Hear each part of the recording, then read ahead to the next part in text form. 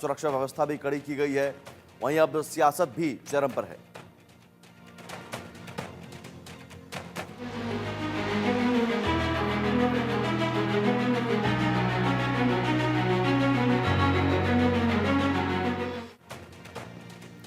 और अब बात बांग्लादेश की करेंगे। बांग्लादेश में चुनाव से जुड़ी एक बड़ी खबर है। बांग्लादेश में अब नाबालिग भी वोट दे सकेंगे और ये मोहम्मद यूनुस की नई चाल है। तो वोटिंग एज पर बवाल है। यूनुस ने चुनावी संवाद में सुझाव दिया है। ब्रेकिंग न्यूज आपकी टीवी स्क्रीन पर। बांग्लादेश में चुनाव से जुड़ी ये बड़ी खबर, अब नाबालिग भी वोट दे सकेंगे। ये अब मोहम्मद यूनुस की नई सरकार जो है, अंतरिम सरकार है, उसने एक नई चाल चली है। यूनुस ने चुनावी संवाद में ये सुझाव दिया है कि नाबालिगों को भी वोट देने का अधिकार हो। मतदाता की न्यूनतम उम्र 17 साल पर विचार करने की हालांकि अपील की जा रही है। बीएनपी ने हालांकि यूनुस की सिफारिश की आलोचना की है। बीएनपी नहीं चाहती कि ये जो नाबालिगों को वोट देने का अधिकार है वो मिले। हालांकि मोहम्मद यूनुस की सरकार कह रही है, मोहम्मद यूनुस कह रहे हैं कि नाबालिगों को भी वोट देने का अधिकार मिलना चाहिए। तो यूनुस ने क्या कहा था ये आपको बताते हैं। यूनुस ने कहा कि मतदान की न्यूनतम उम्र 17 साल करने का उन्होंने सुझाव दिया। चुनावी चर्चा में वीडियो संदेश में ये सुझाव मोहम्मद यूनुस ने दिया कि 17 साल न्यूनतम उम्र किया जाना चाहिए। युवाओं को अपने भविष्य पर राय देने का अधिकार है। मतदान की उम्र 17 साल की जानी चाहिए। मोहम्मद यूनुस की ये नई चाल है वोटिंग एज को लेकर, 17 साल। हालांकि बीएनपी ने इसका विरोध किया। विरोध क्यों किया बीएनपी ने, ये आपको बताते हैं। बीएनपी का विरोध क्यों? तो बीएनपी ने दरअसल इस सुझाव का विरोध किया और कहा कि चुनाव आयोग पर बोझ बढ़ेगा। इस सुझाव से चुनाव आयोग पर बोझ बढ़ेगा। नए मतदाताओं की सूची तैयार करनी पड़ेगी और ये एक लंबा चौड़ा काम होगा, फिर नई चुनौती होगी। चुनाव में और अधिक समय बर्बाद होगा। बीएनपी का ये विरोध है मोहम्मद यूनुस के सुझाव का। चुनाव प्रक्रिया में और भी देरी होगी। बीएनपी ये आधार बताते हुए इस सुझाव का विरोध कर रही है। 18 साल की न्यूनतम उम्र पर सभी सहमत हैं।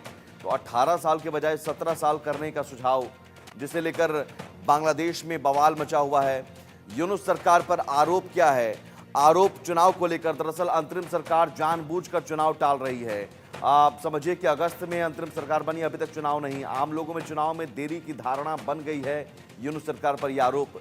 यूनुस के फैसले से चुनाव प्रक्रिया में और देरी होगी और ये देरी करने की क्या कोई नई चाल है? सभी पक्षों से परामर्श करना चाहिए। ये कहा जा रहा है सरकार इस मामले को चुनाव आयोग पर छोड़ दे कि न्यूनतम उम्र क्या होना चाहिए, ये चुनाव आयोग को तय करने दे। तो अंतरिम सरकार जानबूझकर चुनाव टाल रही है क्या? तो क्या ये नई एक चाल है यूनुस की? क्या होगा हाल इस नई चाल से? यूनुस की सिफारिश से विपक्ष में भारी असहमति है। बीएनपी ने विरोध जताया है। राजनीतिक दलों, हितधारकों में भारी विरोध है और ये सभी विरोध कर रहे हैं सुझाव का। यूनुस की सिफारिश से राजनीतिक प्रशासनिक चुनौती और ज़्यादा बढ़ेगी। बांग्लादेश में चुनाव को लेकर अनिश्चितता का माहौल पहले से बना हुआ है। ये माहौल और बढ़ेगा कि अब चुनाव कब होगा। लोकतांत्रिक प्रक्रिया पर गहरा प्रभाव पड़ सकता है यूनुस की इस नई चाल से। और चरमपंथी सरकार में बांग्लादेश में अस्थिरता बनी रहेगी, जो कि अभी मौजूदा स्थिति है अस्थिरता की। हमारे साथ दो मेहमान मौजूद हैं। अरविंद सिंह तेजावत, विदेश मामलों के जानकार, और मेजर जनरल अनुज माथुर, डिफेंस एक्सपर्ट। अरविंद जी, सबसे पहले मैं आपके पास आऊंगा। ये मोहम्मद यूनुस की एक नई चाल चुनाव टालने को लेकर। बिल्कुल सुमित साहब, ये बहुत ही अच्छा समाचार तो नहीं है। और जो बांग्लादेश नेशनलिस्ट पार्टी की जो चिंता है वो भी बहुत ही वाजिब चिंता है। और इससे केवल एक ही मकसद लग रहा है कि चुनाव लेट होंगे। उन्होंने बिल्कुल ठीक कहा है कि मतदाता सूची तैयार करनी होगी। और उधर उन्होंने भारत सरकार से उन्होंने शेख हसीना की भी मांग की है। तो ऐसी स्थिति में अगर वो वापस वहां, तो वैसे किसी भी हालत में भारत उनका प्रत्यर्पण करेगा नहीं। पर अगर ऐसा होता है तो वहां निष्पक्ष चुनाव बहुत ही नामुमकिन से लग रहे हैं, क्योंकि वह दबाव की राजनीति खेलना चाहती है। और सुमित साहब, इसके पीछे एक खास वजह यह है कि अभी जो सरकार का जो तख्ता पलट किया था उसमें ज्यादातर युवा लोग थे।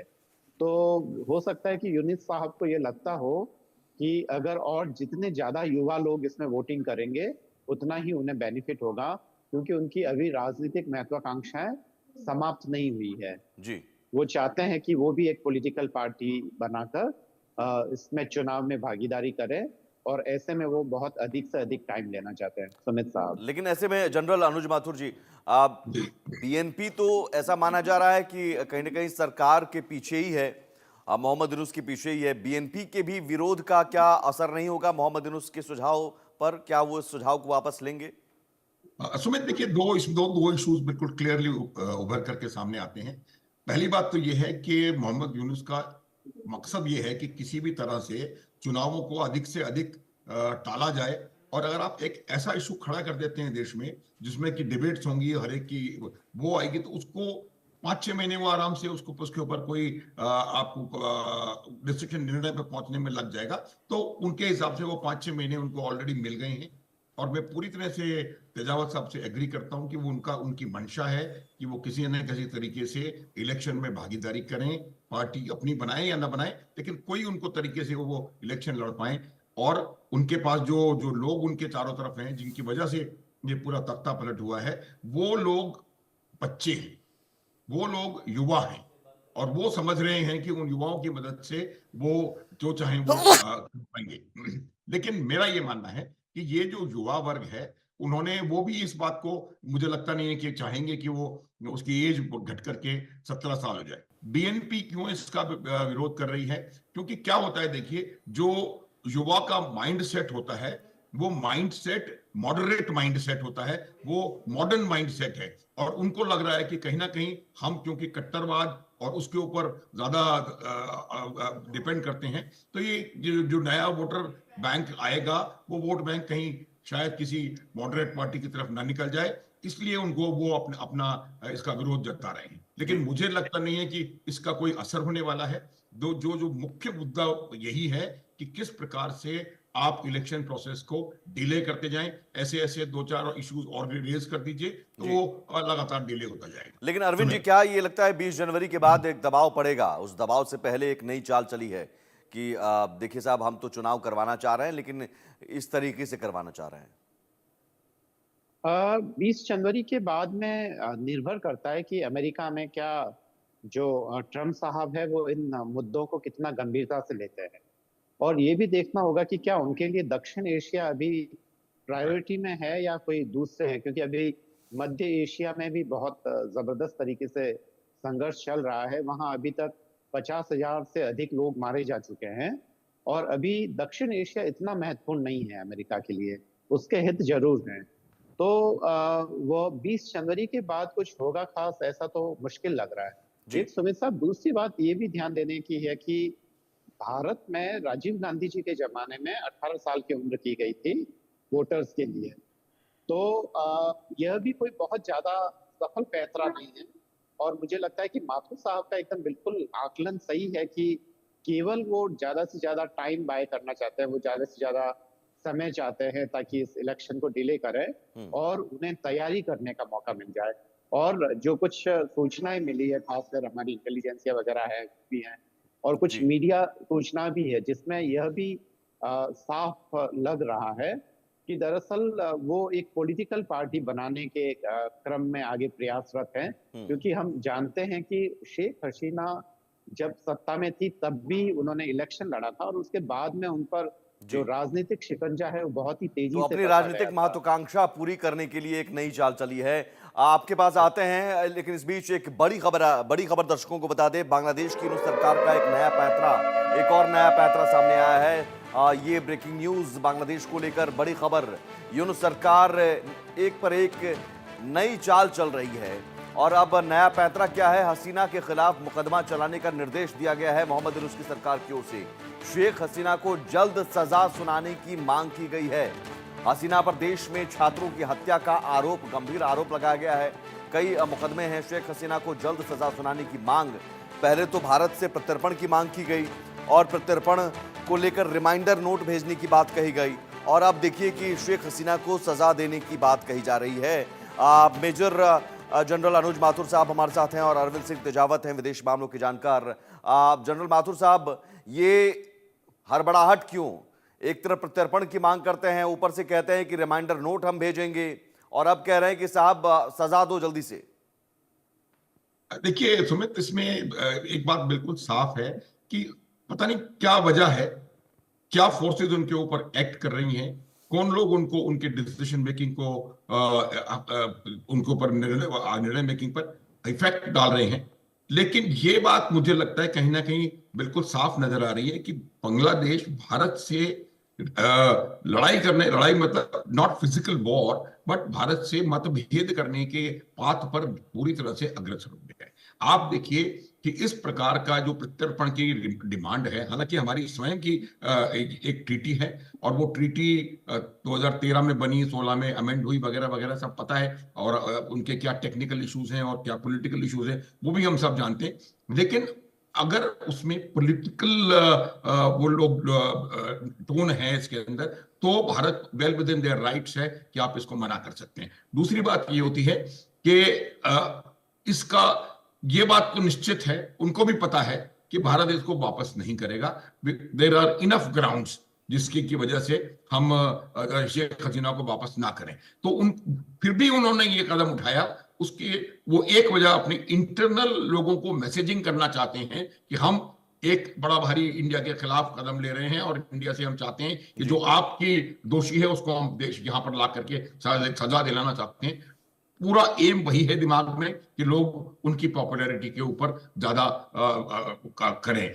दूसरी बात कि जो ये प्रत्यर्पण है वो ऐसे इश्यूज में जहां पर के आपको लगता है कि उस प्रत्यर्पण से जो व्यक्ति इसमें इन्वॉल्व है उसके ऊपर कोई अनुचित एक्शन हो सकता है, तो भी भारत उसके लिए मना कर सकता है। तो आप ये मान लें सुमित कि मुझे लगता नहीं है कि भारत किसी भी तरह से शेख हसीना को वापस देना चाहेगा, लेकिन ये जो कदम उन्होंने उठाया है ये बिल्कुल साफ तौर पे एक एंटी इंडिया स्टेप, और ये मुझे लगता है कि वहां की जनता का आज की तारीख में एंटी इंडिया सेंटिमेंट उभर करके सामने आ रहा है, एंटी इंडिया रिटोरिक श्रिल होता जा रहा है। इसी वजह से उन्होंने एक ऐसा कदम उठाया है ताकि वो जनता की नजरों में और आगे बढ़ सके। अरविंद जी, ऐसा लग रहा है कि बांग्लादेश बार बार भारत को उकसा रहा है, मोहम्मद यूनुस की सरकार उकसाने की कार्रवाई कर रही है। ये कूटनीति का हिस्सा ही है कि भारत इन उकसाने वाली कार्रवाई या रिमाइंडर नोट भेजने वाली बात, या फिर प्रत्यर्पण को लेकर जो नोट भेजा भी गया उसे लेकर भी कोई रिप्लाई भारत ने नहीं किया, खामोशी। तो क्या ये खामोशी भी एक कूटनीति का हिस्सा है? हाँ, देखिए सुमित साहब, खामोशी कूटनीति का हिस्सा होती है। और जो साउथ ब्लॉक में बैठे हुए हमारे भारत के जो कूटनीतिज्ञ है वो ये जानते हैं कि ना, ये जब रिक्वेस्ट कर रहे थे प्रत्यर्पण की, तो ना वे सीरियस थे ना हम सीरियस है। तो जो बातें सीरियस नहीं होती है उनका कहीं जवाब देने की जरूरत नहीं होती है। और जहां तक मेरा आकलन है, हमारे वहां पे जो इंडियन हाई कमीशन है वो वहां के सत्तासीन लोगों से संपर्क में है, खासकर मिस्त्री साहब के वहां विजिट के बाद में ऐसा लग रहा है। तो कभी कभी क्या है कि जनता को बरगलाने के लिए, उनको मूर्ख बनाने के लिए कि वो कुछ कर रहे हैं सक्रिय रूप से, इसलिए ऐसी हरकतें की जाती है। खासतौर पर इनका कोई खास महत्व नहीं होता है। यह केवल लोगों को यह सांत्वना देने के लिए कि हम चुप नहीं हैं। और दूसरी बात यह कि प्रत्यर्पण, अगर एक जो क्लॉज है हमारी प्रत्यर्पण संधि में कि जो राजनीतिक शरणार्थी हैं उनको प्रत्यर्पित नहीं किया जाएगा, और एक सही मायने में देखा जाए कि अगर मान लो वहां इलेक्शन होते हैं और वहां शेख हसीना सरकार मान लो दोबारा आ जाती है या मजबूत विपक्ष के रूप में आ जाती है, और ऐसी स्थिति में अगर मान लो वह बीएनपी के साथ एक ठीक ठाक गठजोड़ बना लेती है मोहम्मद यूनुस को वहां वापस बेदखल करने के लिए, तो उनपे तो देशद्रोह का मामला भी चल सकता है, क्योंकि उन्होंने एक चुनी हुई सरकार को वहां से हटाया है विद्रोहियों की मदद से, केवल कुछ चंद विद्रोहियों की मदद से। तो ऐसे में बहुत खतरनाक है। दरअसल यह है कि जो यूनुस साहब हैं या बांग्लादेश की सत्ता का चरित्र ऐसा रहा है कि वहां पे राजनीति करना आग से खेलने जैसा है। वहां पे वैसा डेमोक्रेटिक सेटअप नहीं है जैसा कि भारत में। ठीक है, मैं आता हूं। इस बीच एक बड़ी खबर यह है कि बांग्लादेशी अमेरिकी अल्पसंख्यकों की ट्रंप से अपील। हिंदुओं, बौद्ध, ईसाइयों के संगठन ने ट्रंप से अपील की है कि बांग्लादेश में अल्पसंख्यकों की रक्षा की जाए। ये अपील की गई। अमेरिका के नवनिर्वाचित राष्ट्रपति डोनाल्ड ट्रंप को ज्ञापन भेजा गया है। वहीं जो चिन्मय दास हैं, इस्कॉन के पुजारी, उनकी रिहाई की भी मांग उठाई गई है। तो डोनाल्ड ट्रंप 20 जनवरी को शपथ लेने वाले हैं, अमेरिका के 47वें राष्ट्रपति बनने वाले हैं। उससे पहले अल्पसंख्यकों की रक्षा को लेकर अपील की गई है। यूएस के नवनिर्वाचित राष्ट्रपति ट्रंप को ज्ञापन भेजा गया है। और एक और बड़ी खबर, बांग्लादेश में छात्र संगठनों ने एक बड़ी मांग रखी है। छात्रों ने संविधान बदलने की मांग की है। The anti discrimination students movement की मांग है। उन्होंने 1972 के संविधान पर सवाल उठाए हैं। छात्रों ने इसे मुजिबिस्ट विधान बताया। 31 दिसंबर को नया घोषणा पत्र जारी करेंगे छात्र। देखिए, अब यहां पर संविधान बदलने तक की मांग हो रही है। The anti discrimination students movement ने मांग रखी है।